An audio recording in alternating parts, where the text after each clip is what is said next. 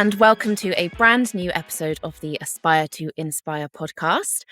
I am your host, Lottie Bazley, Internal Communications Manager here at Staffbase, and I have been really looking forward to today's conversation with our incredible guest, Stacey Tank. So, Stacey, welcome. I am absolutely thrilled to have you here today, but before we dive into our chat, would you mind giving our listeners a little introduction to yourself, please? Sure. Thank you so much for having me. And Of course. I have what people have described as an eclectic career. And I think that's the right word, actually. I started at General Electric for 10 years in marketing and communications, but then went into auditing, financial auditing and finance, and then back out again. I joined Heineken after that, and then Home Depot, which is a home improvement retailer based in Atlanta, and was most recently running their services businesses. So if you didn't want to do it yourself, we could renovate your kitchen for you, windows, doors, floors, and all of that.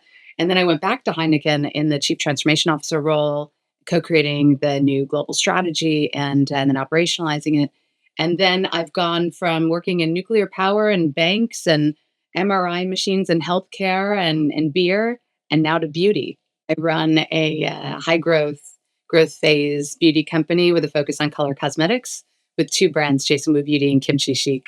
And it's a privately owned company at the moment and growing and pushing the boundaries of both building brand in this new kind of social era, but also how retail is transforming with social selling, becoming a kind of third leg of the stool with brick and mortar and e-com. So it's a lot of fun. And frankly, beauty is a really heartwarming category because hopefully you're helping people to feel good about themselves. Mm-hmm. Absolutely. Love that. So thank you so much for that brief introduction. And as you say, yeah, very kind of eclectic, lots of different industries there as well. So can you kind of walk us through that career and how, any kind of pivotal moments that whether you changed kind of industry or roles, what stands out to you in that journey? Sure. I definitely still don't know what I want to be when I grow up, kind of. I'm not great with boundaries and labels. So I always like the ability to kind of um, be what is needed in that moment and also challenge myself and push myself to the boundary of my own, what feels like my own existing capability or knowledge and conquering that challenge. It really gives me a tremendous thrill. So I started in this leadership program with General Electric out of undergrad. I had done a million different internships because, again, I didn't have this sense of what I wanted to do. I had interned in ad agency and at a music festival and was working as a broadcast journalist and then worked in big business for General Electric. And that taste of a giant company, hundreds of thousands of employees all over the world, seemed like an amazing way to learn from folks who knew a lot about their craft and also to live all over the world and work in different businesses and just keep exploring. So GE, they allowed me or invited me into this marketing communications development program. And then no one from my background had ever gone into their corporate audit staff before. And they were a group of sort of financial green berets doing all the acquisitions, the dispositions, the investigations, and balance sheet financial audits. My father was a former financial auditor. And he always said that's the way to really understand a business. Where's the risk? Where's the opportunity? Is to get into the financials. And that is the language of business, frankly.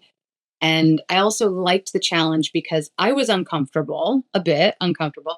And I knew that people that came from the more kind of artsy functions like marketing or communications, although marketing is much more technical now because of digital and AI, et cetera. But that they were often really uncomfortable with finance and accounting.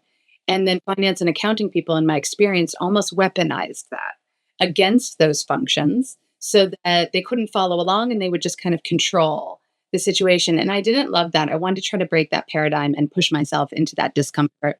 So they let me join the corporate audit staff and they moved me all over the world, Brazil, Mexico. I was living in Germany, the UK, Nice. Paris. It was spectacular experience, very stressful, but also very fulfilling. Yeah, I imagine. Yeah, it was the best training I could have ever dreamed of. Not always pleasant, but and then I rolled off as a finance leader in the industrial water business, and it was coming up on 10 years. Came back to the headquarters during the financial crisis in 2008 when Lehman went under and all of that. And then out of the blue, I got a call from Heineken, and someone I sat on a board with was sitting next to the CEO of Heineken in the US. And at dinner, he said, "By the way, I have this open role on my management team, and this is what I'm looking for. Do you know any?" And the woman said, "Do you know Stacey Tank?" And he Googled me. And that person is Dolph Vandenbrink, who's now the global CEO at Heineken. And he invited me to join the company the first time. Wow. Then again, out of the blue, I got a call from the new CEO at Home Depot, Craig Menear, when he was taking over from Frank Blake, when Frank retired. And kind of against the plan, I could really see how I could hopefully help with Craig getting into his new leadership tenure based on my skill set being very different than his. And Home Depot is an amazing company with a very strong culture, a very big company, 150 billion or something in revenue, 500,000 employees, third largest employer in the US. So it was a chance to make real systemic impact and to also learn and to go into the belly of the beast when it comes to retail. So I had done consumer goods, food and beverage, beer on the Heineken side, now deep into the belly of the beast in retail to kind of complete that view. And then when Dolph was promoted to the global CEO role in early 2020, and we had this thing called the novel coronavirus happening in Asia, I texted Dolph when he was announced as the global CEO and just said, "Congratulations, Lucky Heineken, this is great." And he said, "Thanks, dot, dot, dot. Can you talk?" And I thought, "Oh no." We have this beautiful life in Atlanta and everything seems right in the world, but always up for an adventure. Dolph invited us to move to the Netherlands. So we moved over and I was working in Amsterdam in 2020. And the task was what got us here won't get us there. There was a CEO in role for 15 years, did an amazing job. And anytime you have that kind of leadership change, it's this next chapter that's coming and time to write the new growth playbook. Also, the external environment and the consumer was changing in ways that we all know. Your route to market's changing, consumer preferences are changing when it comes to alcohol, regulators' views on alcohol were changing. So we co-created with our 90,000 employees the new growth strategy we called Evergreen. And then it was about operationalizing that. And with a big focus on balanced growth. So it was, of course, growth, but not growth at all costs. It was being smarter with the bottom line. So we had a 2 billion euro cost out commitment as part of that. Then digitizing our route to market, investing in people and culture, and doing all of that sustainably and responsibly. So we also architected the company's net zero carbon strategy 10 years ahead of the Paris Climate Agreement and launched that. So it was really a kind of fulsome view of a growth strategy, not just the commercial piece, although that is very, very important. Uh, and then I have two boys. They are 15 now and 10. And my older one wanted to get back to the States. And so as a family, we started talking about what that would look like. And I was doing the thing I've always done, which is talk to big companies, kind of being in that Fortune 500 world.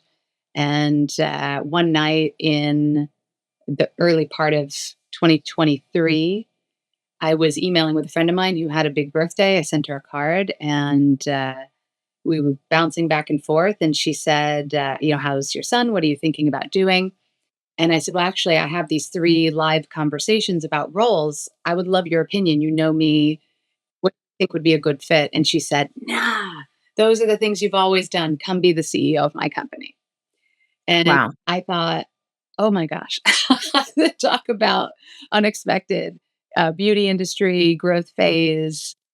But the more I thought about it, the more my brain, like the hooks of my brain, just kept biting into all the opportunity and the joy that you could bring people and all the creativity. So I flew to Tony's house. We spent the weekend together in LA. And the more I learned, the more I thought, I can't get it off my mind. I feel I need to do this. And in a big company, you always hear the adage, if we were a startup, we would. If we were focused on growth, we would. Also, in a small company, you hear, we're not a big company. We don't do that. And I thought, what if you try to bring those things together? And what is, in my lived experience now, what is the reality of holding those two things at once? That's been a great adventure. And I love the category. And I love it because when I was a little girl, I would sit with 17 Magazine and Vogue and Marie Claire and Cosmopolitan, and I would cut out, the pictures of the fashion and the models. And it was Cindy Crawford and it was Kate Moss and it was Christy Turlington. It was these supermodels. Linda Evangelista, I guess, was just a bit before. But I would cut all of these out and I would put them all over my wall and I would aspire to that expression of beauty and fashion, but I would never be. that definition of beauty and fashion because I'm 5'3", I'm just never going to be like, Kate Moss. And I think in the 20 plus years, or I suppose now more than that, 30 plus years since that time, the definition of what it is to be and feel beautiful is completely different. It's about your personality, it's about being who you are, and whatever that is good and beautiful and celebrated. And being a part of that beauty industry to me is a real treat. Yeah. That's beautiful. And I mean, I'm 5'1" on a good day over here, so I can I can totally relate to that. Mm. But thank you so much for sharing that. I mean, like you say, it's been a really kind of fascinating journey. And also the fact that you've just lived in so many countries as well. Like you must have just learnt so much and soaked up so much as you were kind of moving around. One thing that I really kind of took from that was the fact that these roles kind of somehow have landed in your lap, right? You have these incredible people that are reaching out to you to say, Stacey, we want you to come and help us. And I think that's so impressive and like the dream, right? When you're trying to look for a new role, there's Yeah. someone just goes, hey, have this one. Yeah. But I wonder if there's any, I don't know, like how do you end up in that place? Like, have you got any like networking top tips or like how do you end up being the person Yeah. that is at the front of these people's minds? The universe works in mysterious ways. Life has proven that to me over and over again. I was reading something about the Adidas turnaround yesterday, and actually, now that you asked the question, this article was coming to mind because the new CEO or the CEO who has executed this turnaround at Adidas and brought them so much success in a moment when Nike is particularly reimagining themselves. He said there were three things that led to this success. And I think they really resonated with me. I think the first one is luck. The second one is timing. And the third one is outstanding execution. And I think it's the same thing. What can you control out of those things? It's the execution part. So just really putting yourself out there and trying to contribute to your best and highest with a kind of big open heart and generous spirit and delivering, being someone who's known for delivering the goods.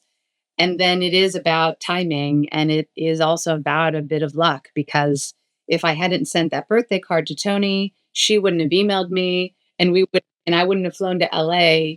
So yeah, there are so many threads in life that if you take a moment to pull on them, these things can happen and dominoes can fall, or it could go a completely different way. I've also had people say, my father has said this to me and others, that I'm not afraid to take big risks in my life. But I don't look at it that way at all. I don't feel like I take big Interesting. at all. Yeah. I feel my way kind of across the chasm of what might be perceived as a risk, like moving to Europe with my family. I didn't perceive that as a risk. I perceived it as this incredible adventure. What a Yeah. privilege,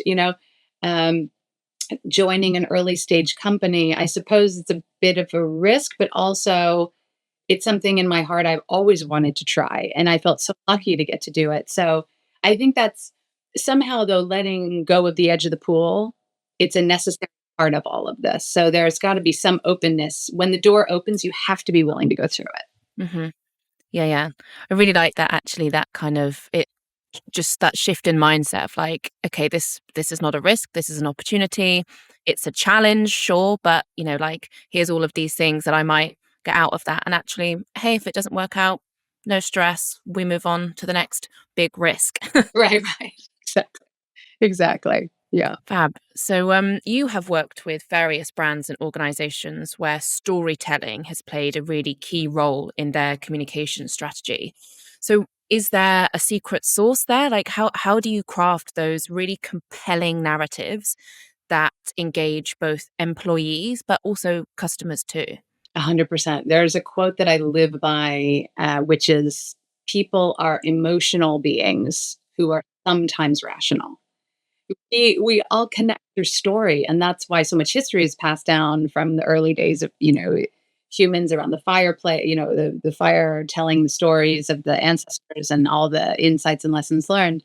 So I think story is everything. Your strategy is a story. You're interviewing a new candidate. I was interviewing someone last night to join our company, and we were telling the story of our company and the story of what's coming next, which touches people's hearts. I think for the most part, you have to make some sense rationally, but it is all about touching people's hearts and then energizing them and onboarding them and mobilizing them towards something that you can all achieve together. So I'm a massive fan of story. We also, in another example, I think Friday, it was announced that this organization called Beauty Matter awarded one of our brands, Jason Wu Beauty, the award for, I think it was best use of technology or something. But essentially, in February at New York Fashion Week, we were invited with our other brand, Kimchi Chic Beauty, to be the TikTok Shop Beauty launch partner last year, and that has transformed the brand. Social selling is fascinating. I think obsessed is not an overstatement of how interested I am in seeing how it's all going to play out. And we said, okay, we've learned from Kimchi Chic Beauty, how can we use this for Jason Wu in a way that would make sense for Jason?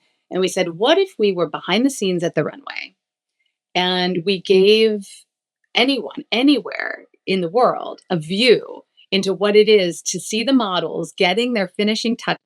Diane Kendall, this amazing makeup artist, giving the looks and then saying, you can get the look even before it goes on the runway in one click, super affordable. Cool. And we bundled these looks. And so we were the first brand to ever go live on TikTok Shop at New York Fashion Week, where you could actually buy the looks Wow. even before they hit the runway. And to me, it was neat to do it. And I'm so glad that we could live in the kind of real expression of what is unique about that brand. But telling the story that I had just shared, that's, I think, the reason why the brand was then awarded and received an accolade for it, because you can then put yourself there. Yeah, what do those models look like? Are they all just running around getting their clothes? Like, how does this even work? You know, you're behind the scenes, and then Jason is there kind of finishing all the touches, and the makeup goes on, and there's so much story embedded within that whole moment. And getting to be there personally was also like a little kid going, oh my gosh, I feel like I'm inside of Vogue Oh, magazine I bet. and sitting on the runway. They were very generous. I was sitting in the front row on the runway, and you see, you know, Olivia Colpo, and you see all these like big influencers and famous people and paparazzi, and you're just sitting there in the dark waiting for the models. I mean, I felt like I was inside a storybook, which was incredible. But without story, just delivering, you know, on point three in my PowerPoint, we must save $1 billion of cost. Like, it doesn't really touch people or motivate people. But talking about how you're going to use that cost savings to invest in your brands because the consumer is changing. We're going to make interesting additions to the portfolio, and you know, all of that brings you along and hopefully light people up. Yeah. Very cool. And I absolutely would have been with you there on that front row, like, oh my gosh, I'm in The Devil Wears Prada or something. Like, I was My how have I ended heart up? was like beating out of my I chest. bet. There was a woman sitting next to me named Vivian who came from the Nordics, and she is a cashmere designer, and they had done a collab. And I think it was her first time she ever saw her designs. And she stayed up the entire night finishing these sweaters. And it was the first time she ever saw her creations on the runway like this at Fashion Week. She was crying as the models came down the runway. And I was like, I couldn't have been more grateful to be this tiny, tiny, tiny part of it. And the raw humanity of the whole thing was incredible. Yeah. Amazing. It sounds it. Well, I mean, you've just told me an incredible story there. So I'm fully on board with those storytelling skills. But I know that I think both of us with the kind of communications background, maybe storytelling comes a little more naturally to some people than others. I once read an article, I think it was Brilliant Ink actually, where they talked about for people that struggle to get into that storytelling mindset, that you just start your sentence with once upon a time and it And hopefully gets you into that mindset. But have you got any kind of top tips or kind of tangible things that leaders who may not be so strong in the storytelling area, anything that they can do to kind of help inspire that story about those financial figures or whatever it is? there's a leader who was the CFO at Home Depot when I was there, and now she's the CEO of UPS, the parcel company. Her name's Carol Tomei. And she talked about a time earlier in her career. She was a young CFO, and over, I think, 25 years with Home Depot before she became the CEO of UPS. And she told a story about how at one of her first investor conferences, she was, bullet three, we will deliver this gross margin, na, na, na. And an investor actually fell asleep in front of her. Oh, oh no. He said, never, Oh gosh. never again. I'm going to commit myself Yeah. all of these messages through compelling stories that people will connect with and be interested in. And she put in the really hard work of getting a coach, practicing, repetition, repetition, pushing herself into the discomfort. And now she's known of one as probably the most compelling storyteller. If you hear someone like Jim Cramer talk about her from CNBC or others, she is absolutely astonishingly talented. And you would look at her on stage and say, oh, she was just born with it. But it's not true. It's not true. She worked on it really hard. So I think to me, you have to set an intention and it has to be genuine that you're going to commit yourself. It's like getting into shape at the gym or eating vegan or whatever, your aspiration is, learn how to knit, whatever your thing is, and then committing yourself to trying and practicing over and over and over and over until you're good at it. The way that I came into it was a little bit different in the sense that I was a theatrical little kid. And so I grew up in the theater and loving the arts and loving music and performing. So I was just on the stage since I was 5 years old because I liked delivering story. And I loved the moment when you could look into the audience and you were telling the story like I was in Stephen Sondheim's Into the Woods. I was Little Red Riding Hood at one point.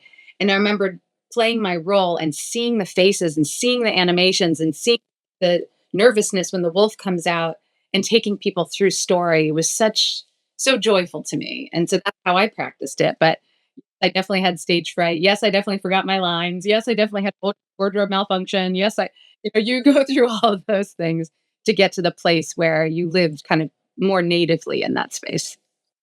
Yeah, for sure. And I really agree with you there. It's that like practice makes perfect, right? Like you can't just say, okay, well, need to tell this story coming up. I'll figure it out the day before. And then a year later, when you've got another story that you need to tell at another presentation, it's about making sure that you're kind of training that muscle, right? And getting into that place.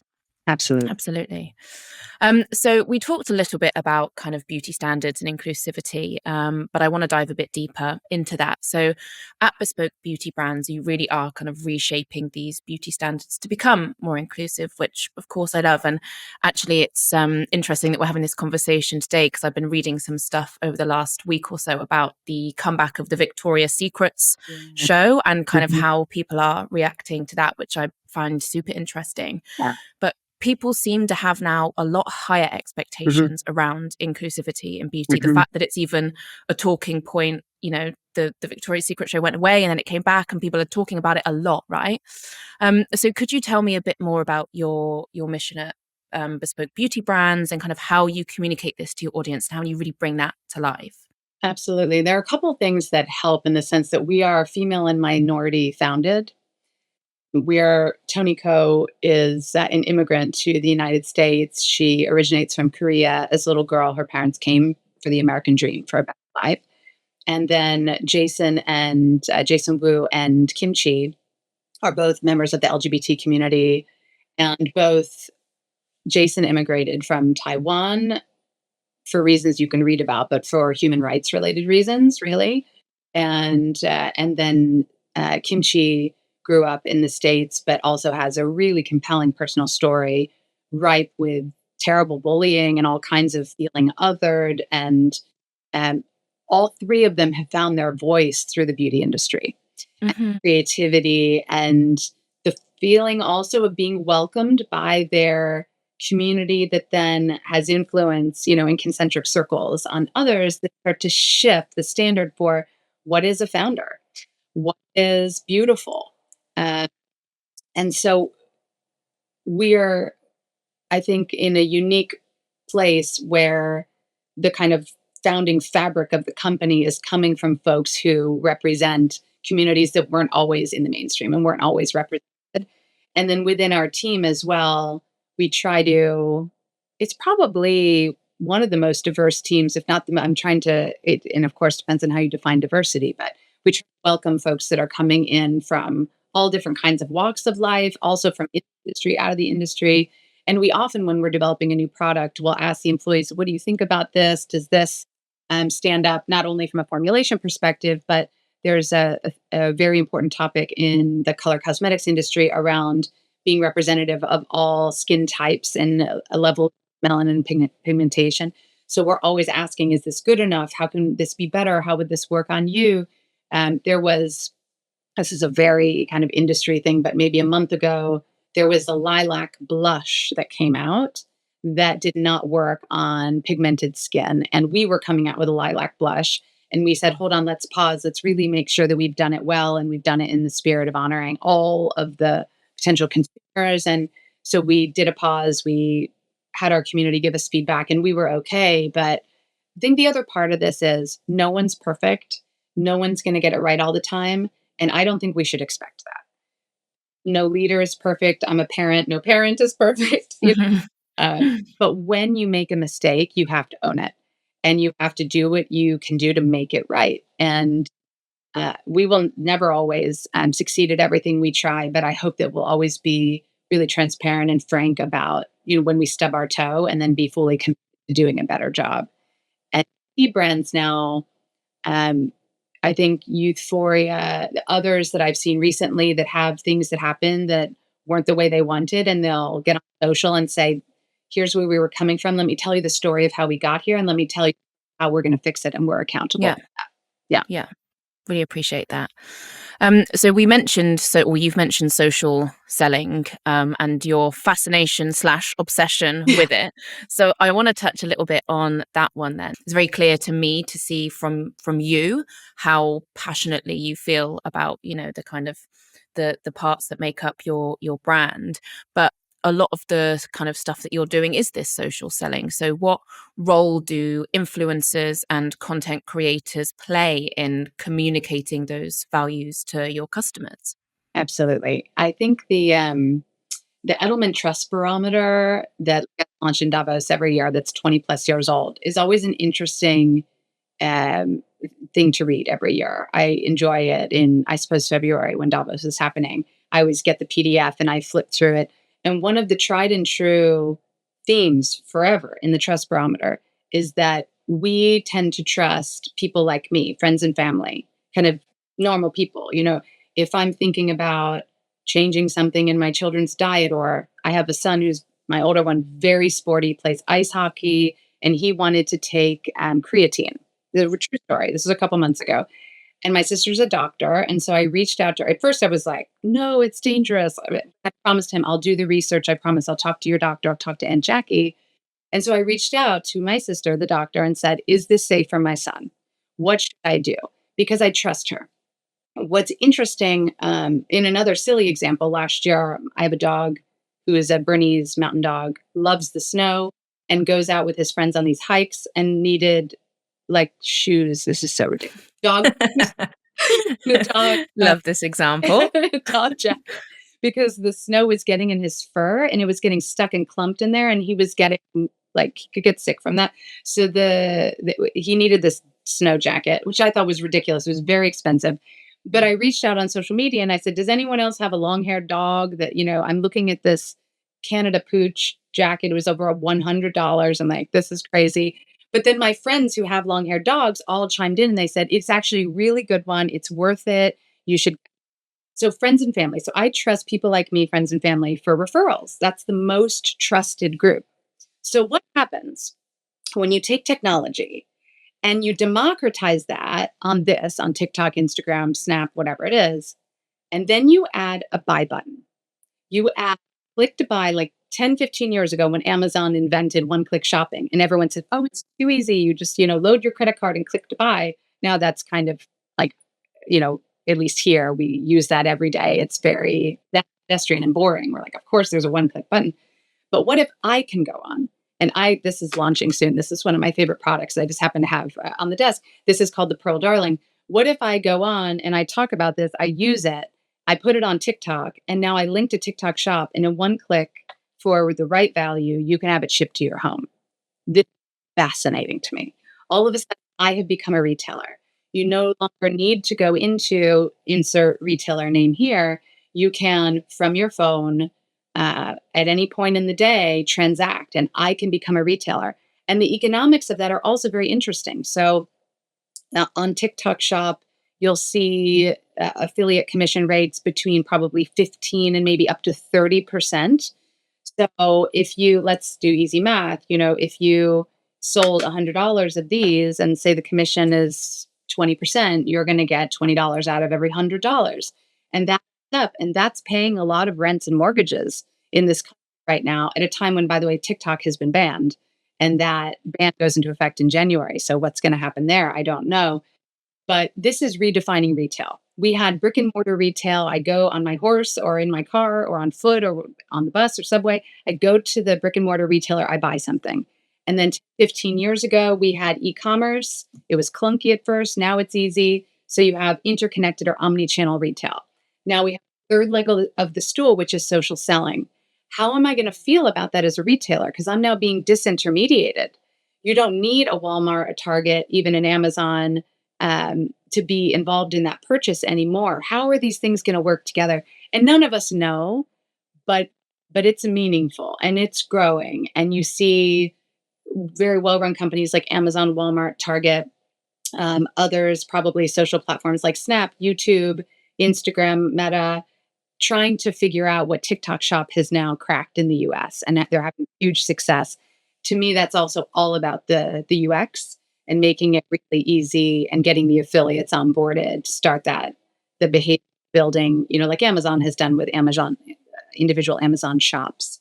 So I think this will fundamentally change how different brands go to market. It's democratizing the ability for very small owners and very small indie brands to have success and scale. And where will it lead? I don't know, but I look to Asia a lot because they seem to be ahead of where we are in this market. Yeah.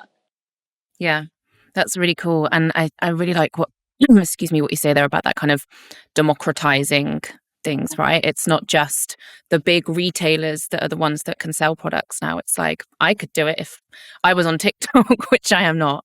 But, like it's that you kind of putting that opportunity into other people's hands.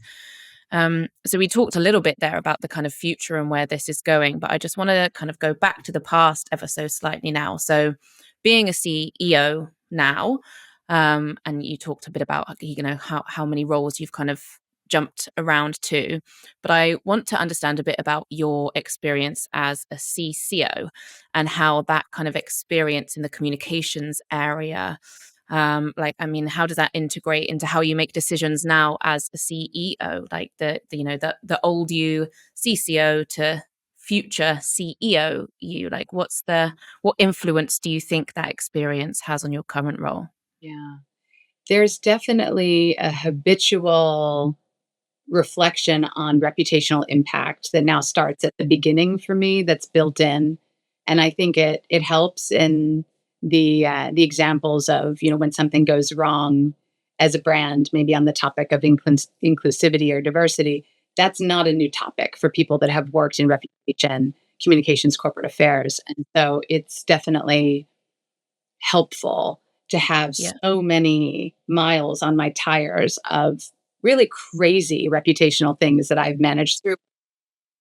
The Fukushima nuclear meltdown, where people were literally dying, where GE designed all 6 boiling water reactors and built 3 of them. I ran that crisis operations center for GE many years ago, to the Russia-Ukraine war, where Heineken was exiting their business in Russia, and there were many complications, including my personal communications were getting leaked outside the company, and my photo was getting leaked into the media with all these really tricky accusations at a time when we were genuinely trying to get out of the country, but the government wouldn't approve for 18 months, which is really tricky. To, more day-to-day things that can go wrong. For us, what does it mean in real life? I think one of very practical examples is that for Kimchi Chic, we use humor a lot, and we have funny names to our products. And sometimes we go to the line, and I think sometimes we might go over the line in terms of what we're saying, some of these products. And so we can have discussions much earlier in the process when we're in product development review about where that line is. And if there are young people in the brand and we make a sort of sexual innuendo, is it appropriate? Et cetera. So hopefully that line of thinking, because it's like breathing to me to ask the question, Yeah. how do we think about this? That will help us as we get down the pike, either to stand by our decisions and explain ourselves and say, this is why we thought it was okay. And we still could make a mistake and say, we thought it was okay. And we realize now it's not okay. And we fix it. Um, but at least to have it embedded into the thought process earlier. And just like with storytelling or public speaking, where the more times you do it, the more refined your skill is. I think the more you embed thoughts of reputation, also engaging your employees, bringing your employees along, co-creation, the more you embed that just as part of your way of working, then hopefully fewer bumps in the road on those dimensions as you launch things or get to the marketplace.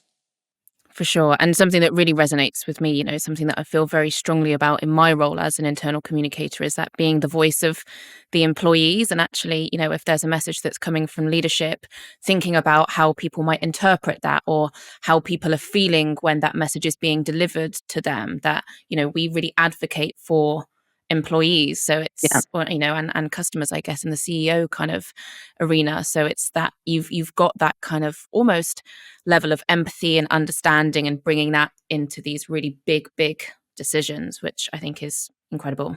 Absolutely. And really just getting up on your feet and going and talking with folks and listening very deeply to what they're saying, what they're not saying is always interesting. Yeah, yeah. I remember when we were working on the Russia exit at Heineken, things were moving so quickly and the media it was chaotic. As much as you try to plan things, you're also reacting to things that you didn't expect. And hopefully, because we built a culture where people felt safe, I remember one morning I was in central Amsterdam and I was working on something, responding to the press, and someone popped into my office. Actually, a woman named Lottie, similar to your name, and she said, "Hey, I just wanted to mention that we really need to give all employees talking points that they can use with their families because I'm getting asked and I don't know what to say." And I thought, such a good one, thank you so much. And then we were able to kind of pivot. So as much as you can create that psychological safety, as Google said all those years ago, then all of a sudden it's also not on your back as a leader. It's all of us thinking in service of our customers, our community, whatever it is, to try to do the best job that we can. Yeah. Agreed. And to your point earlier about coming at things with a big open heart, I think that's a very kind of key, sort of personality trait that leaders need to have. So wraps that one up nicely there. But before I let you go, I'd love to give you the opportunity to share a little bit more about your non-profit, Our Happy Oh. Place, Mm. and how that kind of aligns with your sort of broader vision. Absolutely. Our happy place was born now almost 4 or 5 years ago as just a passion of mine and my family's. We've had many folks in our direct family and then friends and other relatives who are touched by mental health challenges, both for adults, but also for young people, for children. And unfortunately, right now in the United States, the number one cause of death in children is suicide. And it's the first time in our history that that's the case. It used to be accidents, which is what you would expect. So it's not okay for our community and there's a lot we can do about it. There's more and more research showing that social and phones, all this technology is playing a role, and that's within our power to do something about. Even here in our small school district in Skaneateles, New York, the Board of Education this year finally passed a rule that there's no technology in the classroom. And yeah, it is amazing. And I know it's scary and some parents worry, how will I get in touch with my child and I hear that and that matters and it's important to say how they're feeling. We always just have to weigh these things because when you hear number one cause of death is suicide, what actions can we take? And we can't just sit here and debate to death. We have to do something and try something. And if it doesn't work, we need to adjust it. So my hat's off to the board here. And my mother was a superintendent of schools for a kind of mid to large size poor school district in Connecticut, also in the Northeast in the United States. And so the first thing we did was partner with her school district to try to fund some programs there triple P positive parenting program to help parents support the mental wellness of children in the classroom and beyond. We're still finding our footing and how ways that we can help, but that has been and will always be a big passion for me is supporting young people in their journey of going through their adolescence, hopefully the safest way that they can, and expressing themselves and learning how to navigate and cope with all the things that you and I both navigated. There is no amount of money you could pay me, genuinely, $1 billion. There's no amount of money you could pay me to go back to those years. Those are hard yards in middle school and high school. So how do we support young people to thrive? That's super admirable. And what I really find really heartwarming about that is that we've kind of talked about, you're doing a lot of this content creation. We've talked about TikTok a lot. We've talked about Snapchat, all of these platforms that kind of fall into that category of potentially detrimental to young people. That the fact that you have these two things side by side, like shows me that you'll be thinking about this sort of stuff in the content that you're producing, which is amazing. 100%. And I'm not a big regulation person, but on this, when it comes to protecting children, we need rules. We really need rules to keep kids safe. And anyone who doubted that, I also doubted that. I'm a very free, laissez-faire. With my first son, we were very easygoing about technology and we made mistakes. There's no question. We need rules to keep kids safe. So indeed, a lot of these platforms and these apps need to be, only accessible at a certain age. And it's hard. You read all the time that one parent will say, I don't want to give the cell phone to the child, but everyone else has one. That's a possible situation for that one parent. So we all need our kids to kind of be in cohorts of being treated the same way, which is why I love that the schools have now said, look, for everyone during instructional time, there's no technology. That really helps. Fab. Yeah. Well, thank you so much for taking the time to speak with us today, Stacey. Okay. Thank you for having me. Of course, no, it's been an honor, and you've shared so much knowledge, and if I may say so, have told some incredible stories. So thank you very much for being with us today, and to all of our listeners, thank you so much for joining. And you can find all of the things that we've spoken about today in the show notes. Thanks again, Stacey. Thank you so much. Take care. Bye-bye. Hey, if you're getting value from today's conversation, make sure you subscribe right now so you don't miss any future episodes of the Aspire to Inspire podcast.